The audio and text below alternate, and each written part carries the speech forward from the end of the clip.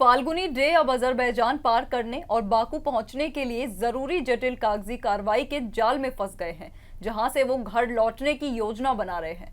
Day ने media को बताया, मैं इस यात्रा के जरिए तेहरान में बमों से बचने में कामयाब हो गया, लेकिन अब मैं ईरान की अस्तारा सीमा पर फंस गया हूं, क्योंकि अजरबैजान के अधिकारी मुझे उस सरकार द्वारा जारी विशेष माइग्रेशन कोड के बिना अपने देश में स्वीकार नहीं करेंगे और मेरा ई वीजा काम नहीं करेगा। कोलकाता के इस कॉलेज प्रोफेसर ने कहा, मेरे लाख समझाने के बावजूद मुझे बताया गया कि उस कोर्ट को आने में कम से कम एक पखवाड़ा और लगेगा और मुझे नहीं पता कि मैं ईरान में इतने लंबे समय तक कैसे जीवित रह पाऊंगा। डे एक शौकिया पर्वतारोही है। वो माउंट दामावंद के ज्वालामुखी शिखर पर चढ़ने के लिए 5 जून को तेहरान पहुंचे थे।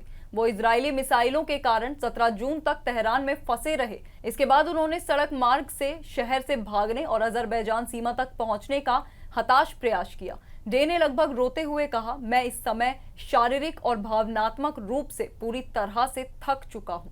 इसके अलावा मैं पैसों की भारी कमी से जूझ रहा हूं और घर पहुंचने की अनिश्चितता मुझे परेशान कर रही है। मुझे सुरक्षित निकालने के लिए मेरे सारे प्रयास और मेरे परिवार और दोस्तों द्वारा खर्च किया गया पैसा बेकार हो गया है। डे ने बताया कि कोलकाता से उनके परिवार द्वारा बाकू में होटल की बुकिंग की गई थी, जहां डे को बुधवार सुबह पहुंचना था, लेकिन सीमा चौकी पर जटिलताओं के कारण उन्हें सीमा पार नहीं कर पाने के कारण बुकिंग रद्द करनी पड़ी। डे ने आगे कहा कि मैं ऐसी जगह पर इतना लंबा इंतजार कैसे कर सकता हूं?